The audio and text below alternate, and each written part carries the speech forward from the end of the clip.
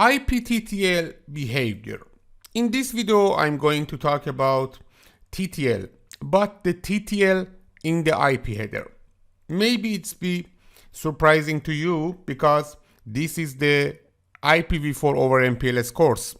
But we should first understand and remember the IPTTL function and the TTL in the IP header function, and after that we can delve into the TTL of MPLS header. Because of that, first I want to talk about TTL. Maybe you know all of the topics, but we can review the IPTTL behavior, and after that in the next video we can go and delve into the TTL in the MPLS header. Okay, let's start the topic of IPTTL behavior. I can use this picture.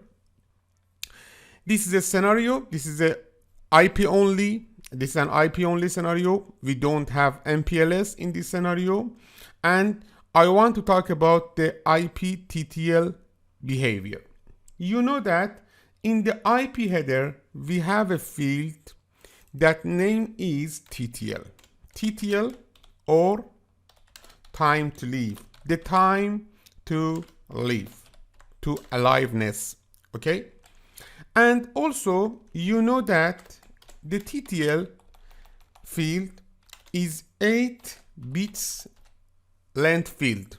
Okay? Because of that, the value of these 8 bits can be from 0 to 255 in decimal. 80 to 81. 80 in decimal equal to 0 and 81 equal to 255. The rule is that when a device sends a packet in the IP network, it should set an initial value for TTL. The value isn't so important, but maybe it's different in different platforms, different OS. For example, in some OS, the TTL value set to 64. In other OSs can be set to 128 or maybe 255. Okay, 255. It's not important what is the exact value, but the first packet should have a TTL value. For example, look at to the first scenario, the top scenario. This is the first scenario. In first scenario, we have PC1, R1, R2, R3, R4, R5, and PC2. I assume that R1 sends a packet to the, for example, 192.168.550. This is the IP address of the PC2. Look at here. This is the IP address of this PC. Okay. And PC1 should send this packet to its default gateway, that is R1. PC1 sets its TTL to 255, for example.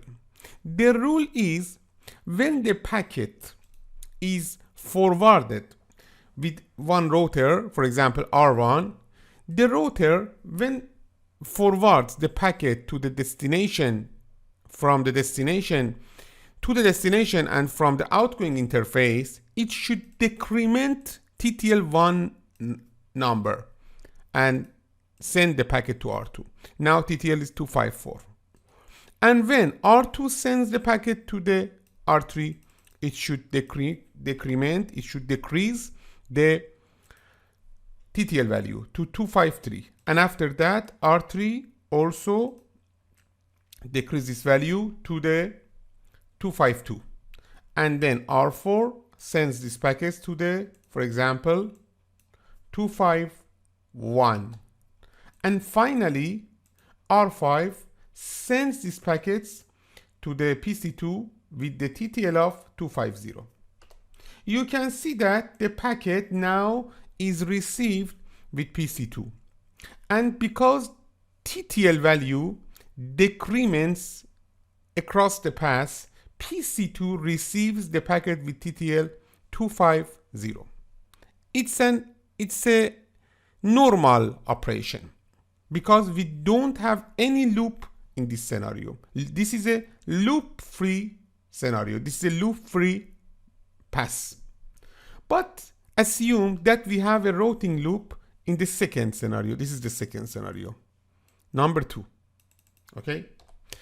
If in this scenario we have a loop, for example, between R10 and R11, when a packet sent from R10 to the R11, the packet forwarded back to R10, and this is a routing loop. Maybe the reason is wrong routing or wrong static routing or any other things. It's not important for us. But a routing loop now exists between R10 and R11. Again, PC3 sends a packet to this IP address with TTL 255. Again, packet is forwarded by R8 and sent to R9 with decrement of TTL. And again, the packet is forwarded from R9 to R10 with TTL 253. And R10 receives the packet, forward the packet to R11 with TTL 251. In this scenario, R1 doesn't forward the traffic to the R12 because we have a loop here. The packet is forwarded back to the R10. The same packet is forwarded back to the R10. This means that we have packet destined to this IP address with TTL of 250. Okay? And the packet is received with R10. R10 again forward the packet toward R11 with decreasing the TTL 249. And again the packet forwarded back to the R10, okay, with TTL of 248. And this process is repeated again and again. Finally, after many forwarding packet, the packet finally sent from R10 to the R11 with TTL of 1, because in every forwarding, in every routing, TTL one number is decremented, okay? And finally, with TTL 1, packet is received to R11. R11 received a packet with TTL 1. When R11 wants to send traffic back to R10, it should decrement the value of TTL. You can see this function. The TTL value now is 0 because TTL is 1, and when one number decreases from this TTL, the TTL value now is 0, and this means that the time to aliveness of packet is over. Because of that, R11 discard the packet. Don't forget that routing loop is now remaining, and we should remove routing loop with other tools such as routing tools.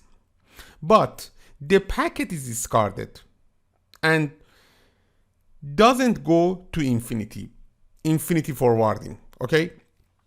This is the function of TTL. Maybe we use TTL for other tools such as traceroute, but for now, this is the function of TTL.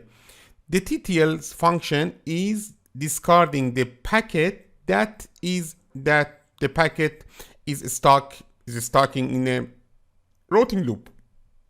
Okay, let's go to the scenario and check this function. This is our scenario. We have 5 routers, R1 to R5. First, we should configure this scenario with notepad file. I saved the notepad file, and I will give you, because of that, I configured this scenario with OSPF as a routing protocol, and I don't want to enable MPLS in this scenario, okay? Only traditional routing. First, the configuration of R1. This is R1 configuration, and second R2. This is the R2's configuration, and then R3. This is the R3's configuration. Copy here,